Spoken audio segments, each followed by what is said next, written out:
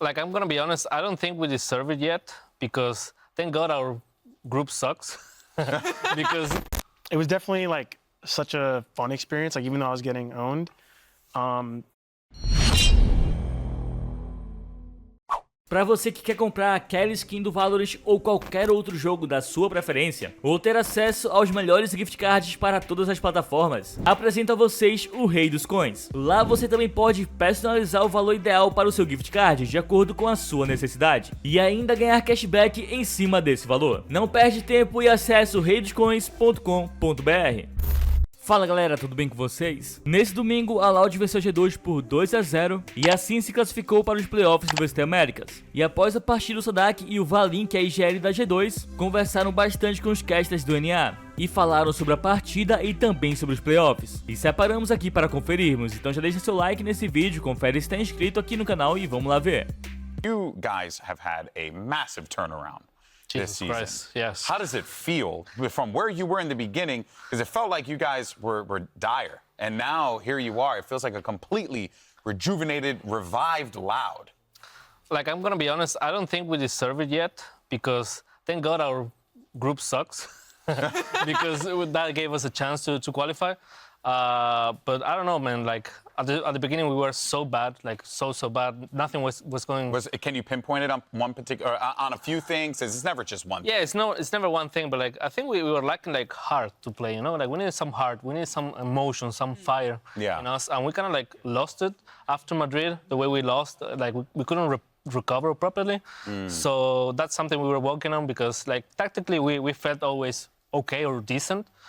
But we were losing because, I don't know, we weren't hitting our shots or taking it seriously in a way, you know? Interesting. So, yeah, I mean, we always try to fix that. We fixed it. We fixed that in the match against Crew, actually. Yeah.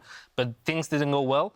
So we were like, okay, now we fixed that. We need to focus on the tactics and compositions and all the stuff. Yeah. And this was the game that was like the qualifying game, the last chance to make it into playoffs. I wanted to start with you, Sirak, because you've been in this position a lot of times. It seems like, Sirak, that your team is oftentimes slow starters, even in international tournaments, and you tend to heat up into this. Are you just used to the pressure of these do-or-die matches? Does it register with you still, and does it affect the team still? I mean, I've been competing for quite a while, and sometimes I need a little bit of emotion, you know? Yeah. So, yeah, I mean, these positions always feels right to me, like it's do or die, and we always, like, wanted to deliver. So, yeah, I mean, the team also likes that, but they're super young, so Yeah. maybe, oh my God, the pressure, no, you know, like it's the end of their lives if we lose in a way. Yeah. But yeah, we love those situations. For you guys as well, it seems like you're the only team that's still playing, like Harbor Viper Icebox. A lot of teams have picked up kind of the variant like you guys have with the Gecko KO or Gecko Sova, things like that. But you're like the only team that's still running the comp that you guys innovated last year. What do you think makes you guys so good at that comp, that you're still finding success with it where other teams have failed? I think we have the right players for the characters we're playing, for the Asians we're playing. Like, for example, you take Les, he's an insane Viper. You take Twist, he's an insane Harbor player. Yeah. And I just play Killjoy. It's whatever, right? Like, Just Killjoy, chilling. yeah, just put a turret there. But, like, Hey, man, you do that. You place that turret very good. yes, thank Okay, you. you're one of the best. And the alarm mode, right there, yes. Right there, buddy. It's more like, yeah, it fits with our playstyle. Like, people are opting more for flashes, in a way. And we're like, yeah, we don't need flashes. Are you not on the give me all the flashes train anymore? Not in that map. Not in that map. Not in that map in particular. Yeah. In the others, yes, for sure. I love it. What do you think makes them so hard to play against? Because this Come on, tell me. I mean, from my perspective, if you give them a hot start and they have momentum going, they are unstoppable. Like, they're just multi-killing every time. QCK is down B long against my Sova drone and my Cascade and still getting picks. Like, he's finding all the little gaps. And also, I think their prep was so good. We have a lot of footage on our Icebox. Yeah. And it felt like, it honestly felt like as an IGL, they knew what I was trying to do almost every time. So I think we got prep diff pretty hard, and also they started like 4-0, started hot, and it was like, how do we stop these guys, man? Yeah. Do you agree? Was it prep today? Oh, yeah. Yes. Yeah. We prepped a lot for that match. It was super important for us, so we did a little bit extra homework for them. Yeah. So, yeah, we were understanding what they were trying to do, and for us, like, for example, Bind was kind of like, we knew what they were trying to do, but at the same time, like, they were having this surprise kills, like on me, for example, on hookah or some random pick. So they were like destroying us on Vine, and after we kind of reset, it was like, okay. Yeah. And Icebox was like, yeah, we know what they're gonna do. Before we move on, I do want to ask just one final thing, mostly just about, like this team here. I mean, what was it about this team that you guys were concerned about coming into it? Because it felt like the game plan, you guys were prepping aggressively here. It did work out very well. What were the things that you were concerned about? Well, for sure, you guys are insane. Of course, you have amazing players. I respect every single player you have. We used to scream a lot in the past last year, so we know like you guys are actually insane.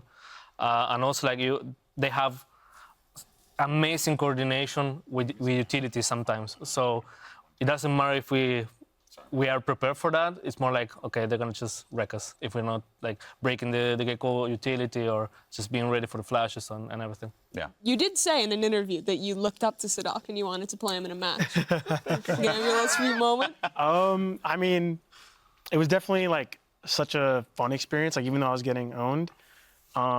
And before the match, like I was super amped up just to kind of maybe prove my shot, like, hey, I can call versus one of the best, if not the best.